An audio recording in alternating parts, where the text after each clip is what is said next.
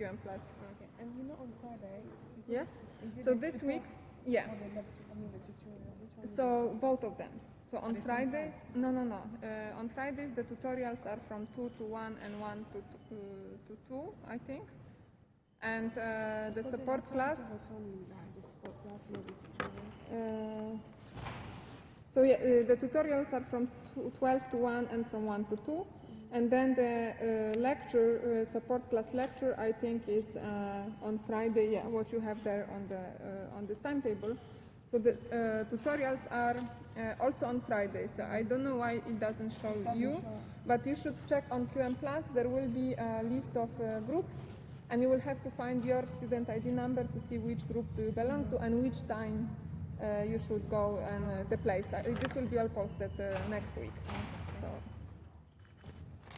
Does that mean that So that's a lecture, that's an additional lecture, but there is also tutorial classes. and that's on this week? And this week there is no tutorial and no this lecture. So this week Friday is free, but the next week is... Quick question. So, right, I was here, but my register yeah? and my The clicker, yes. isn't registered. Yes, so you should register it as soon as possible. So, am I still going to get my attendance? Yes, of course, because this is... this week we are just testing, so from the next week we will count your attendance. Where are the worked examples? I couldn't find them on QM Plus. So they're all inside the lecture notes. So I already posted the lecture number 1, which was just slides, and lecture number 2 has the worked examples inside of them, but they are still not solved. So you are supposed to solve them yourself, and the solutions will be posted next week. Yes. Okay. So this is the best to check with the reception in the top building because they should be able to sort it out why I'm not receiving your ticket. So please ask them, but don't worry, this week it was just for testing. So we will actually start taking attendance. Need a couple of batteries, big guy.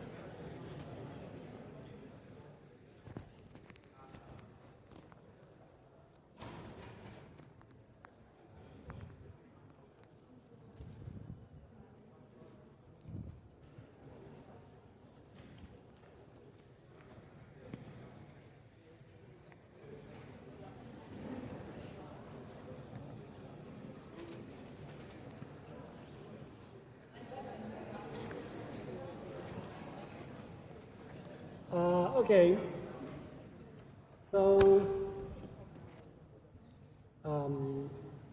welcome everybody to this first lecture of algorithms and data structures in an object-oriented framework. So my name is Nikos Zevelekos. Some of you might have seen me before in the Automata and Formal Languages module last year. So the module organizer is Matthew Handbach, who is here today. He's going to be giving the lectures on Fridays. So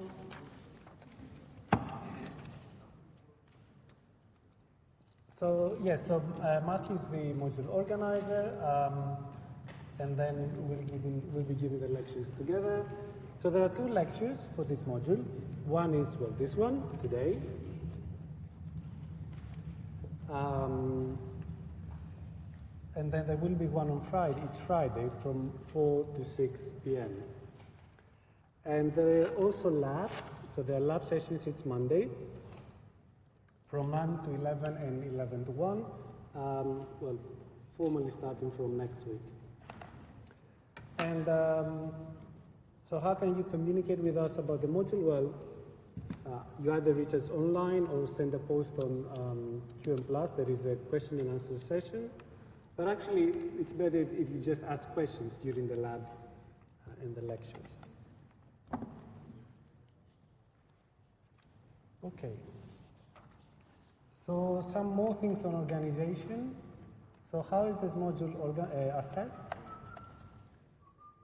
So the final exam is 60% of the final mark. And then during the term, well, there is one individual mini project, which is 14% of the final mark.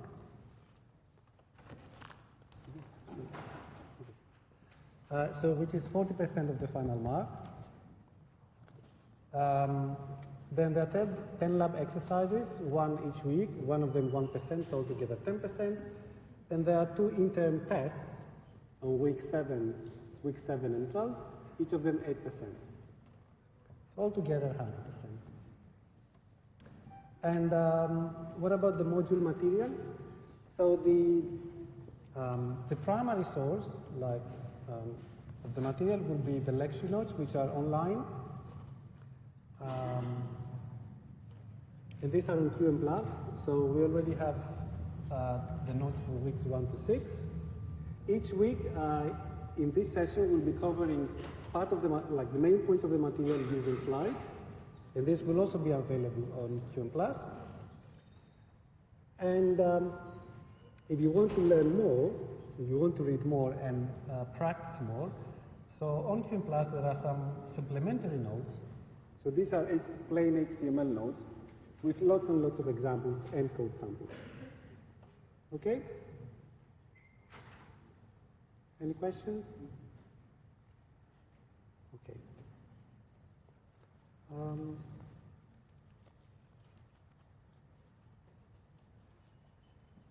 All right. And then also there are the lecture recordings that will be online, and on QM+, you can also find past papers and past tests. And also the mini project will be made available online before it's assessed.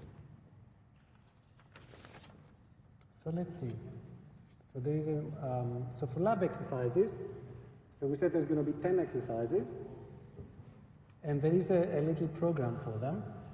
So for n between 1 and 10, so this, because we have 10 exercises, so lab exercise n will be handed out on Friday of week n. So this week you'll be handed out the first exercise.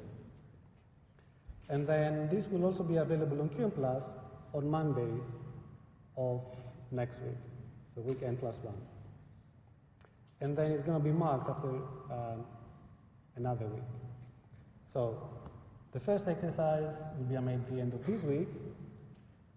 So it will be handed out on paper during the lecture on Friday. On Monday, you will have it on QM+, so that will be week 2. And then on Monday of week 3 is going to be assessed. Okay? Is this clear? All right. And then the tests during the term are going to be on weeks 7 and 12. The mini project is going to be submitted on week 11 and then handed out, made available in QM+ on week 8. And yeah, and as always, I mean, we have past papers available for you. You can practice; it's good for you. But please don't memorize the test, because this is not going to be a great help. You're not going to have the same exams at the end. Okay? Okay.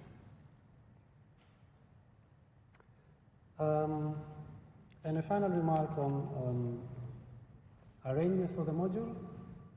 So as already said, there is a lot of material online on QM+. So there are the notes, and there are also like extended supplementary notes. But if you still want to have more resources, there are these 2 books that we suggest. There are also a lot more resources on QM+ under the section links.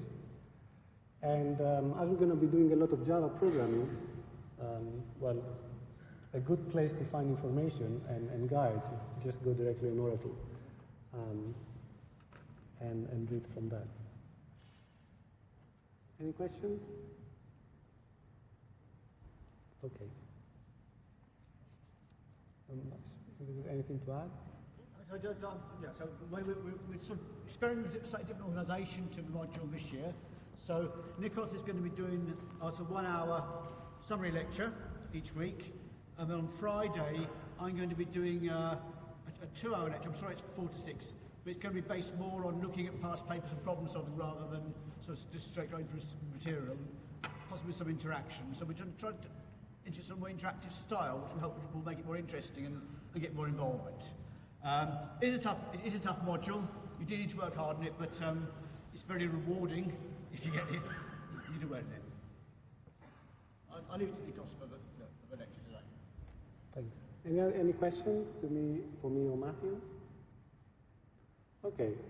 So let's see then in more detail like what the module is about and start already with some first things and some revision from last year.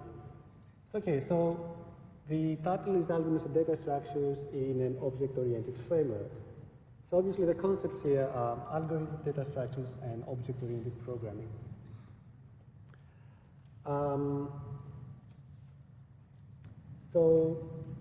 So what are algorithms? So algorithms obviously are fundamental in computer science and also other disciplines, like for instance engineering.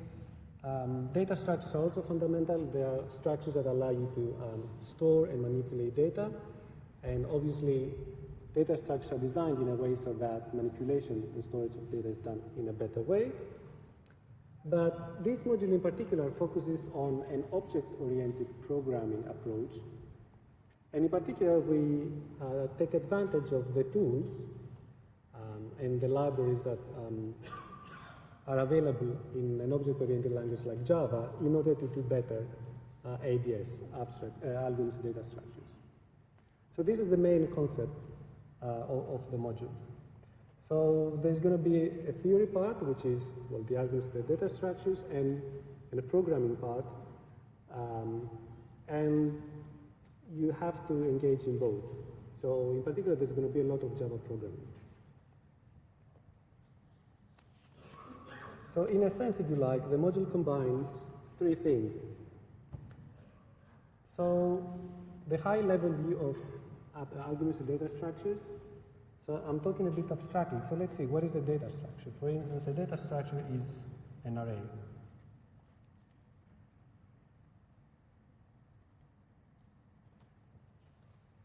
So we can design algorithms for arrays, taking as arrays being something like that, something quite high level, and then describing the algorithm in an abstract way, and then maybe even more concrete. But then below that, there is the low level of the implementation. So the implementation of your algorithm, but sometimes even the implementation of the data structure. We will not be implementing arrays ourselves, we'll be taking them for as given, but there will be other data structures that will be looking at the implementation.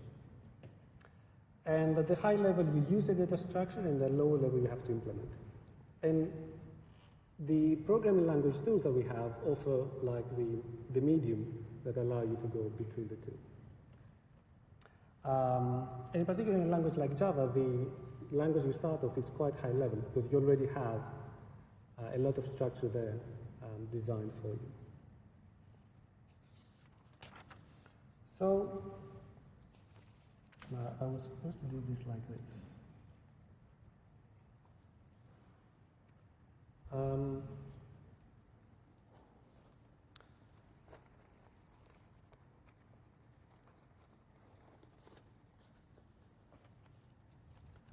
So as a first question, I would like to ask, what do you think is an algorithm?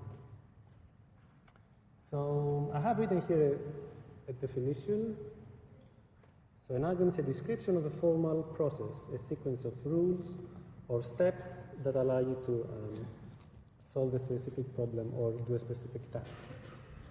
So what examples of algorithms have we seen or have you seen so far?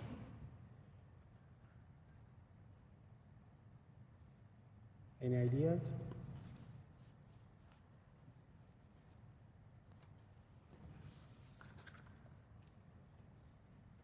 Yep. Come again? Sorting. So sorting is an algorithm that you have seen before. Other algorithms? Searching. That's very good. So these are like computer algorithms. But I mean, they're like even very simple algorithms that you see probably much sooner in life than sorting. For instance, you learn how to do addition at school, and you have this this column addition technique where you put the numbers one under the other, and then you do the digits one under the other, and then you add and so on. So this process is like a perfectly described algorithm. I mean, even food recipes can be seen as algorithms. And okay, sometimes it's randomized because you put things like that, but sometimes you actually follow the recipe, so it's an algorithm. But then, perhaps more importantly for us, computer programs are descriptions of algorithms, so describe algorithms. And for instance, last term in automata, we saw an algorithm for determinizing automata. So that was an algorithm. So in the module, we focus on algorithms on computers. So algorithms, like computer algorithms that will be designed for data structures on computers and implemented on a programming language, in particular Java. So then the next question is, what is a data structure?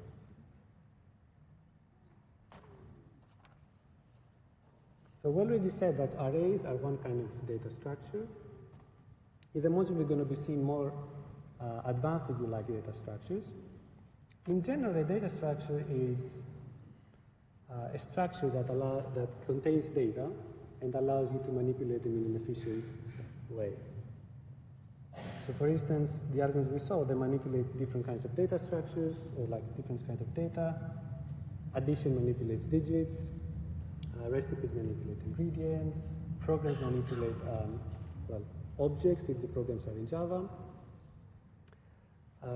For instance, the subset construction manipulates automata.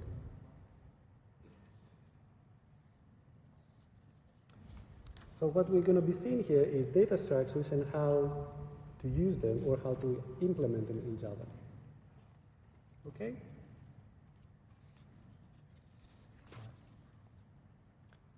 And then, so why using object-oriented programming for algorithms and data structure?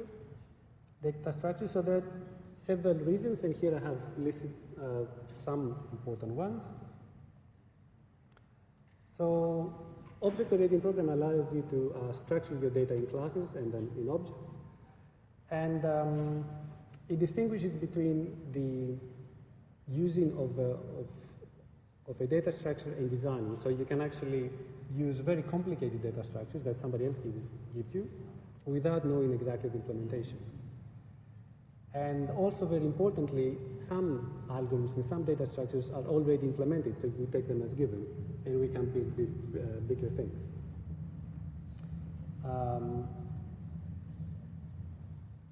And they also allow us to generalize. So you define an algorithm once and then use it on different data structures. Okay. But what is important to mention here is that using a high-level language doesn't mean that we don't have to learn how algorithms work. I mean, in Java, there is a sorting algorithm, a sorting method in its libraries, and we can use it. But that doesn't mean we don't have to know very well how sorting works. And that is for different reasons. One reason is that you may be at some point asked to implement something, a sorting algorithm. So you may be asked to sort data and find out that the library that is there is actually not efficient. So you have to look into it and redesign it. Or you might actually be working with a language that it's experimental, it doesn't have these libraries there for you. And in a sense, I mean, if you think about it a bit from a more general perspective, you're a computer scientist, so you're the ones you're supposed to design the algorithms in the first place. So you should know these things very well. So there is a dual role here, to be able to use tools, but also be able to design tools. And that's why we learn algorithms. Okay? Okay.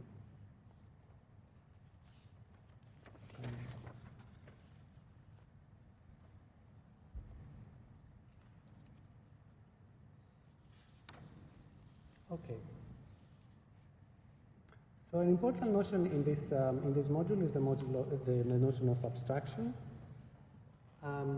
which is, are we able to extract general principles out of looking at individual examples? For instance, there's a notion of sorting, and this is an abstract notion that we can see, for instance, is sorting an array of integers of size 10 in ascending order. But we can also sort an integer, an array of arbitrary size in ascending order, or we can sort an index collection of integers in a given order. So all these notions we're going to be seeing in this module. But it also means that abstraction means that a complex data structure has two sides. It has the abstract side, which tells you how can you use the data structure. And the implementation side which says, okay, how can you implement this data structure? And in between use of the data structure and implementing, there are the specifications. The person who implements the data structure gives you the specifications, describes how it works using specifications so that the user, using those specifications, can actually, use correctly the data structure. So there is this dual view of data structures. Okay? All right. And more generally, there is distinction, more concretely in Java, there is this distinction between using objects and implementing objects. So you can, and you have already, written code that uses objects, uses classes that are provided by others. So you're basically using code that you haven't seen. But you were able to use it because you knew how the code was supposed to work, you knew what the specifications were. In the same way, though, you wrote code that maybe somebody else could use. So you have been the user of objects, but also likely implement them. And there is a big distinction between using and implementing codes. We said the specifications are important in order to communicate between the two. And so to start off with a bit more concrete things in this module today, we're going to be looking at using objects. So some basic notions on how to use objects that you have seen actually already in object-oriented programming last year. Any questions up to this point?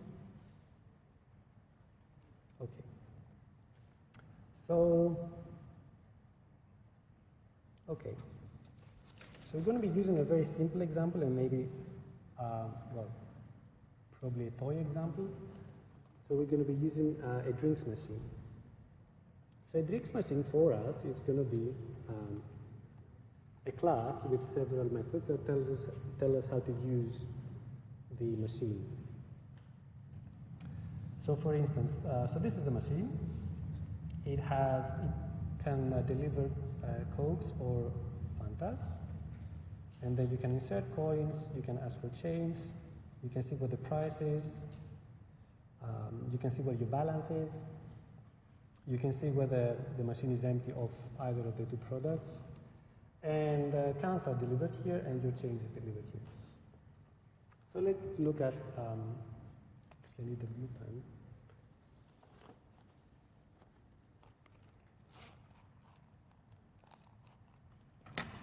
So let us see, for example, what methods we can have. So we said this is going to be a class, and they're going to be methods. So the first method says insert. So, I mean, we can guess that this means that you assert n is some coins to the machine.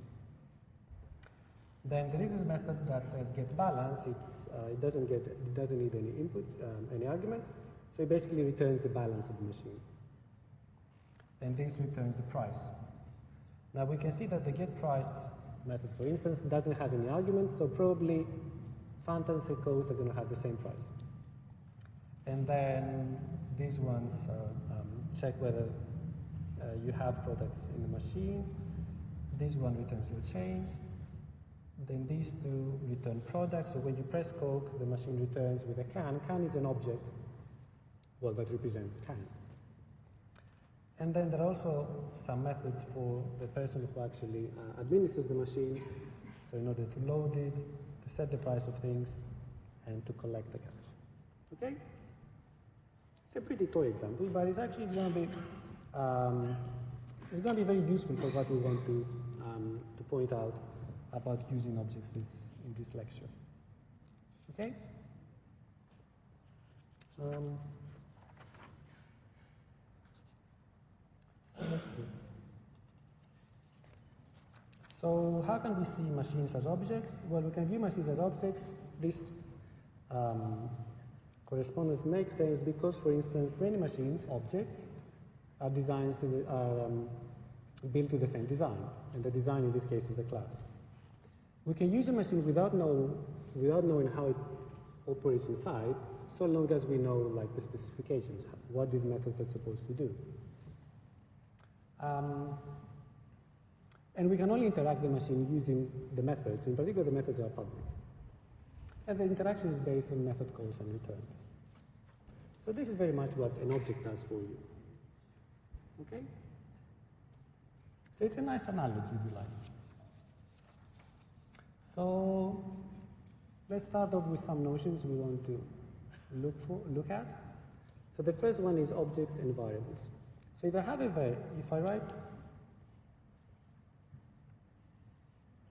write this code, M1 is going to be a variable that is going to be storing a reference to a machine object. Okay? In this case, I haven't initialized the object, so M1 is just node. In general, variables don't store references to objects of their type. So in particular, if I have this code, I declare the machine and then I initialize it, then I will construct a new object, this one, which is an object of class of type drinks machine, and M1 is going to be pointing to it. And now we can see that, well, the constructor I called that has an argument 50, so somehow the state of the machine the object will produce will contain 50. This will become clear later, but for now let's look at this abstractly. Actually, I can give you a spoiler, and 50 is going to be the initial price, the price of the product. So you initialize the machine and you say the products are 50p each.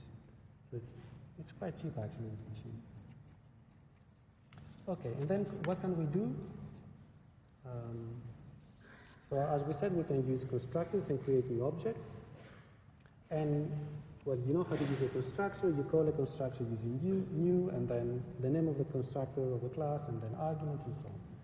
So for instance, for drinks machine, you can have two constructors. One with only one argument, and this is just the price. And another constructor, say, with 3 arguments. So it has the price, the amount of Cokes it has, and the amount of Fantas it has. Now, already for a machine that delivers these 2 items, we can see that the internal state should have at least a counter for like how many items it contains. It also needs a variable for the price, and also another variable for the balance.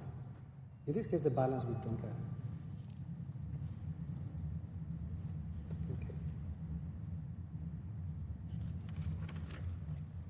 So for instance, if I run this code, I declare M1, they initialize it to 50, to a machine with 50, then I initialize, well, straight away another machine M2, then this will create these 2 machines, 50 and 60, and then M1 stores a pointer to this one, and M2 stores a pointer to that one. Okay? So this is supposed to be a revision for you, but if you have any questions, well, this is a good time to ask. Any questions? Okay. So what can we do in that case when we have objects and variables? For instance, one thing that we can do, and what is important, is aliasing. So variables contain references to objects. So if we assign one variable to another, we will actually assign them to the same object. And this is called aliasing. Aliasing is when you have 2 variables pointing to the same object. And in general, I mean, this is acceptable, but it's something we have to be careful with because, for instance, well, we have to remember who is aliasing whom. And we also have to remember that if we change the variable, if we change the object in one of the aliases, it will also change the other one. And for instance, this is not what happens if you have integer variables. So you have x and y being integer variables, and you assign one to the other, you don't have them pointing to the same thing, to the same object. So for instance, if we go back to this scenario, so we say this creates two methods, two objects, and then points to them. So M1 points to one object, M2 points to another object, and then suppose we do this. So what will happen? Yep. Wait. Let's see if this works. Oops. Okay. That was intentional. I think you have to speak to it. Okay. Does it Right. work? So M2 will take the value of M1 and the value of M1 will be discarded. Come again? So M2 gets the value of M1 and the original value of M1 gets discarded. Okay. So basically this happens. Yep. This disappears. And then as you say, if this remains like that and nobody else is pointing, then the garbage collector will collect it. So basically it's this, yeah. Now the microphone, I don't know, I guess, yeah. I would just give it to you instead. It's I don't want to throw it. either that or you can just, if you remain silent, it's fine. There you Thanks. Okay, this is experimental, but it seems to work. Okay. All right. Okay, so we've been having fun with the microphone and aliasing, so let's have more fun with a quiz. Okay. Okay, so it's quiz time. So,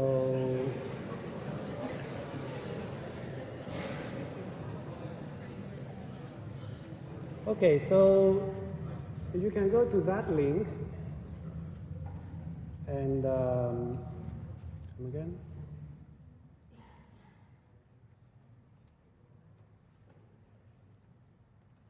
Okay, and then use this PIN number to sign up for the quiz. You can also put the phone.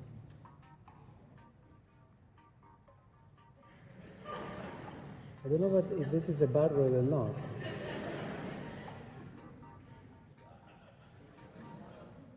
Anyways.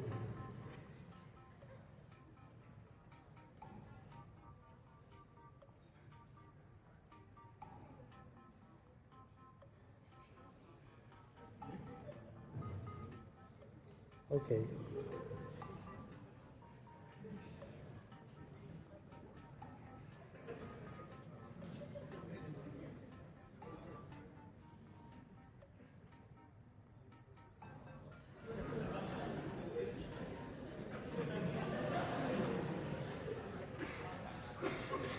I wonder whether I should actually not be showing you this, but anyways.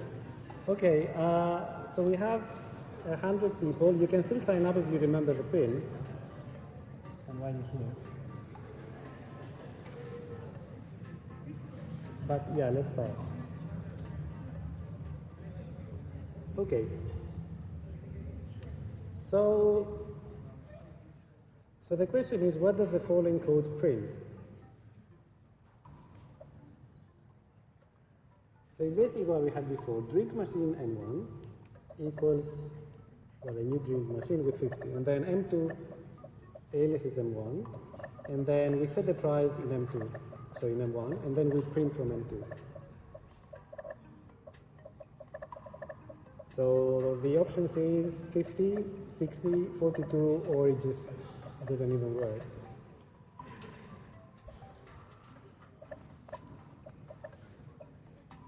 Okay, we have lots of answers.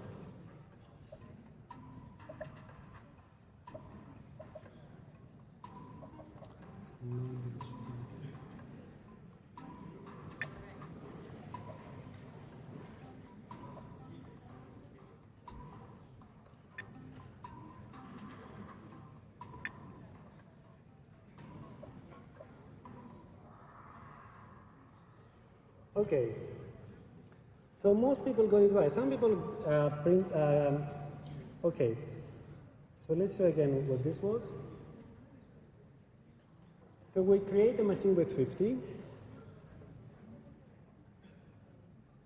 So we have M1, and this points to a machine with 50.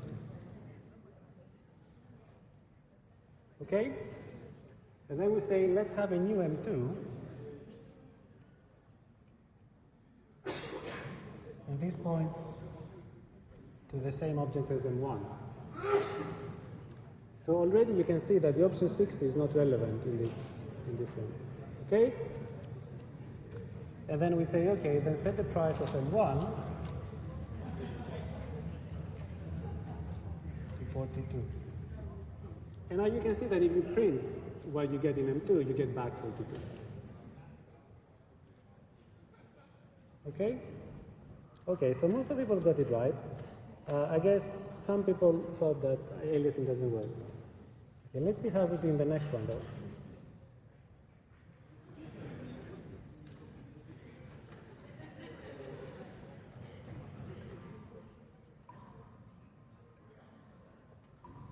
So right now, okay, maybe this is a bit small.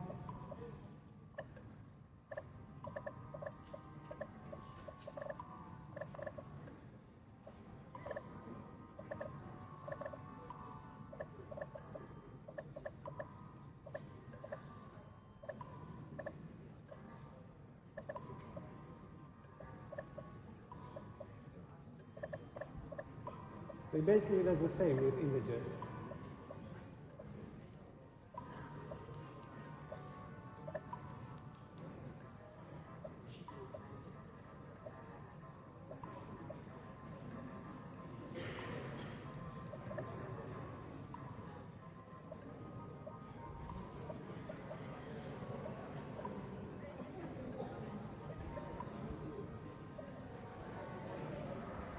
Okay. So again, most people got it right.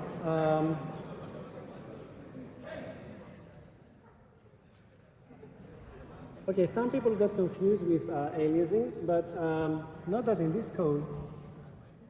Come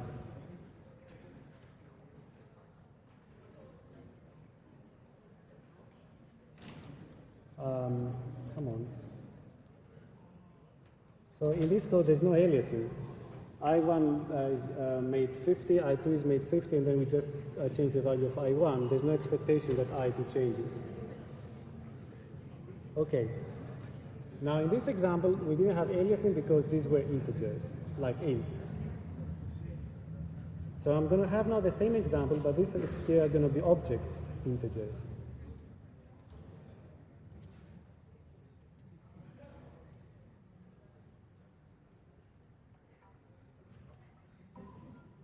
It's exactly as before, but I have integer here. So it's the wrapper class of ints. So in this case, will I have aliasing or not?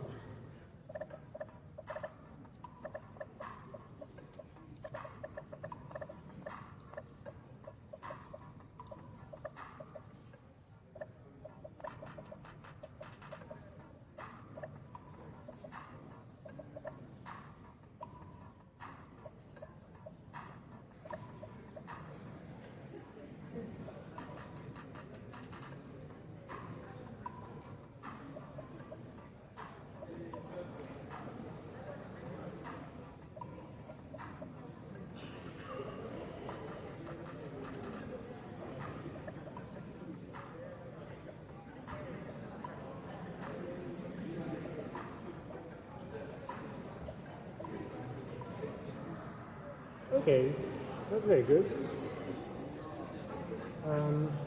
Well, actually, I got confused by the colors. It's not good, actually. So most people thought that it's going to be aliasing. So what's happening here? Okay, let's see. I mean, since most of us got this wrong, maybe we can see why. So let's see this code. What does it do? It creates an object I1,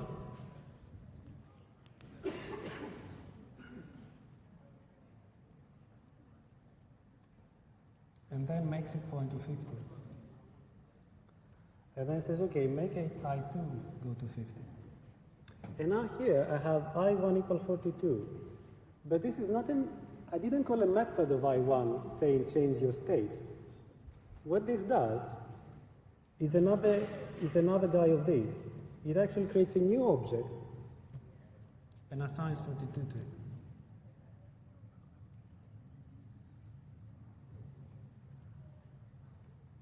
So when I print I2, I get back 50. So if you want to change the internal state of an object, usually you call a method of it. And this method, we say, has side effects. In this case, it's a bit deceiving because we think this means go to the object of I1 and do something, but that's not the case. We just assign to the variable a new object. So no aliasing. Okay. Yep. Well, there's no essential difference, I think.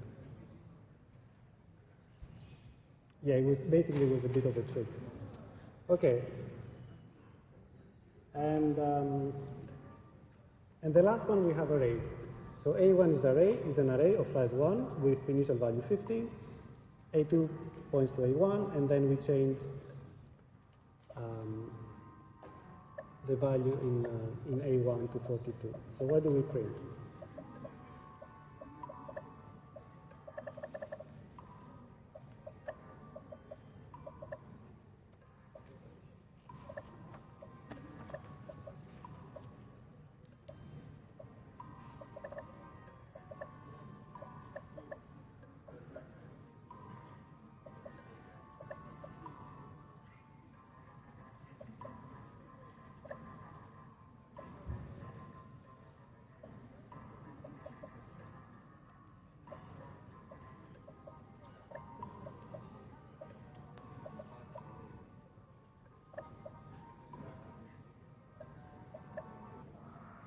Okay, so most of us got this right.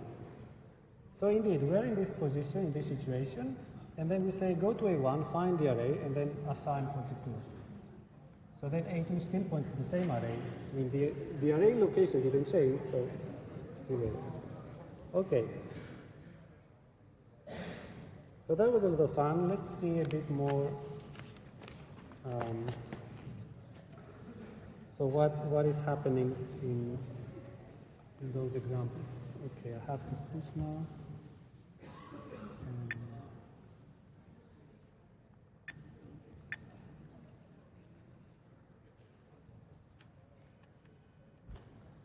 Okay.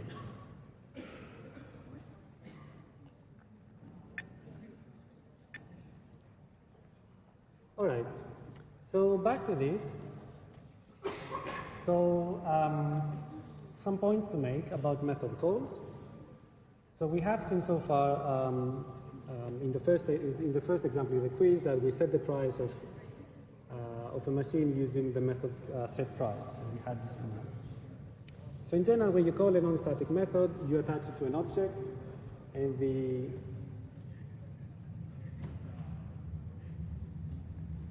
the method operates basically on that object. And usually you just have a variable name followed by the method name. And obviously the arguments have to be correct, and in the sense that be of the correct types according to the method signature. And we have seen so far that the method can alter the state of the object it's called upon. So in particular, this method here was changing the price of a specific object. So in this case, the price is a variable inside the object. So we set into 42. So this is called the side effect. And it's called the side effect because if you think of method as functions, you would expect them to just give them inputs and they give you back outputs without changing the state. But in this case, they can actually change the state, and that's what was happening in those examples. We can also have side effects via aliasing. So you can call a static method in this case. So a static method is a method that is not attached to an object, so it's attached to the class. So consider this method. What does it do? It's called spent on coax. So you give it a sum, and you give it a machine. Then it sets an internal counter to 0, inserts the sum in the machine, so as a balance, and then so long as the machine hasn't run out of cokes and the balance of the machine is greater than the price, well, it presses the button, gets a coke, increases the counter, and goes on like that. So basically what it does is we give it a sum, and we give it the machine, and then it tries and spends all the money on cokes. It's simple as that. So now suppose we call this method on a machine M1. So we create M1, and which has 50, and we say, okay, spend 42 on cokes. Oh, that's not a very good example, because cokes are more expensive, but anyways. So let's suppose that this was 5. So you can actually spend some money. So we can see that, well, you call it on M1, and it will change the state of M1. Why? Because it's going to be adding some, it's going to be adding some money, also some amount on the balance of the machine, and then it's going to be spending, and then by spending it will be reducing the counter that says how many codes we have in the machine. Oh yes. Okay, actually yes, that's correct. You also need to load the machine, otherwise it's not going to do anything, because there is this one that says, is it empty? Yes, actually I should have loaded some codes, but let's suppose I did. So how does then the ordering of the machine happens?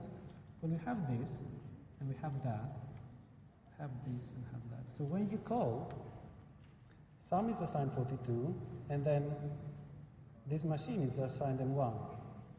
And this is actually aliasing. So if M1 is pointing to this machine, then when you call the method, you run this code, and then this guy points to here. And because of aliasing, you actually are able to do the side effect and change the state of M1. So this is another form of aliasing. In general, know that in static methods, so we said that an object method is called on an object. A static method is not called on an object, so you have to give all the arguments you want to be operating on. And 2 final points. So we have seen that, well, by calling those methods on machines, we can change the state. And this is because the class of the Drix machine is designed so that when you call some methods, you can actually alter the state. There are other classes so that that don't give you this option.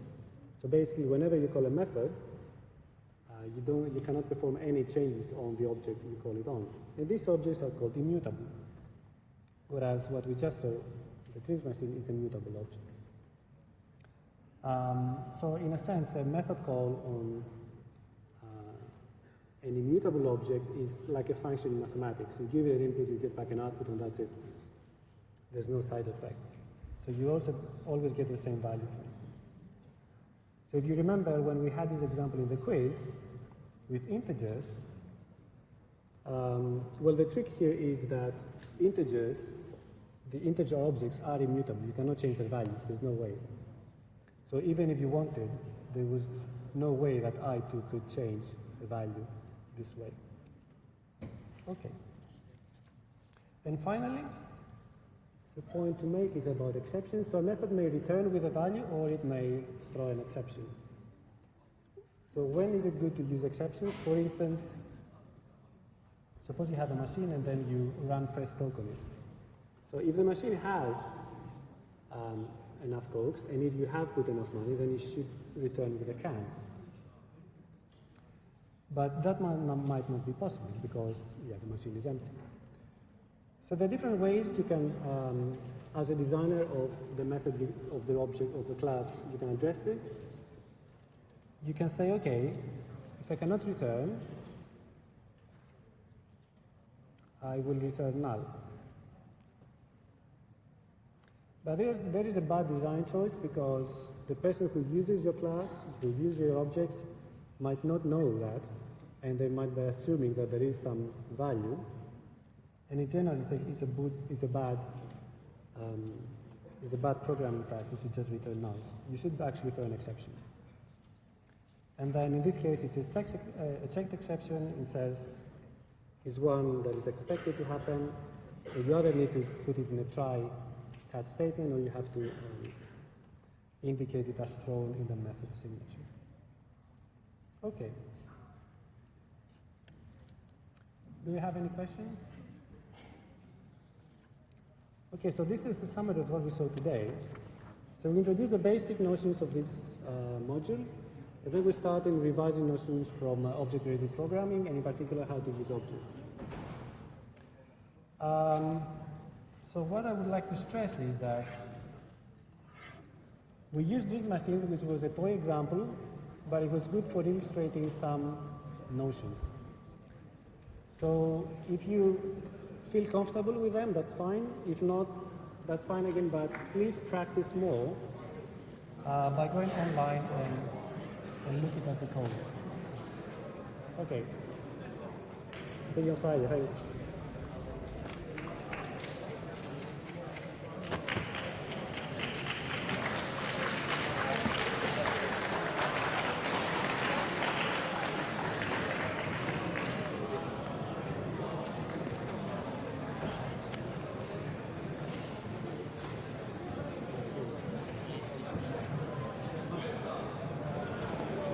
So do you know, I think this needs to be fixed. No, I don't know, because one professor gave me this and said just this. Oh. I take it. All right.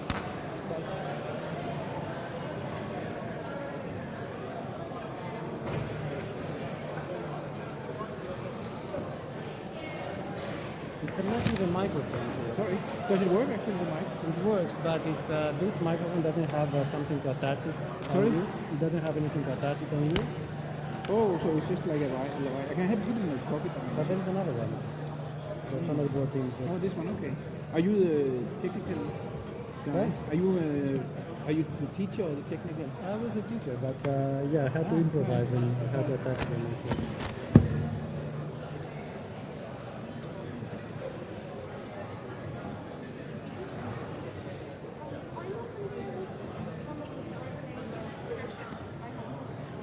Yeah, I'm really apologize. That's something that I've given me. It's probably from you as well. That's something given, so I apologize.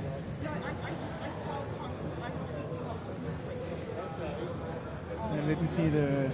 We have this. Ah, here. No, but for this one, this.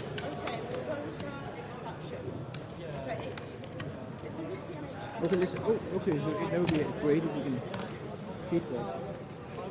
This will be the first lecture this year where anything, if it works, it works. I mean, all the other places that I've been teaching so far, there have been major technical problems. So. No, this was fine. Yeah. Okay. This is another fine. So this is a mic. So you can talk to it. Observation of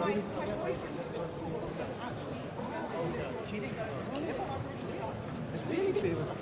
Sorry, have a moment. Sorry? Do you have a moment? Yeah, yeah, sure. Do you need TAs for your lab sessions? Or do you want me to email you? Well, you need to email me, but I think I might be overbooked, but this year we are hiring more people this year. Are you third year or second year? You're second? Yeah. It's very hard for second years now because they're overrepresented already. Yeah, sorry about that. Alright. But Would it be still viable to send you an email? Or well, I mean, the key thing is, are you in the system? That's the first condition. Already on the list. You can send me an email, but I mean, and I might need some spare. Okay. I need also somebody who can good at doing typesetting slides or things like that. But that could even be for third year course. It doesn't matter what you do in second year. It's just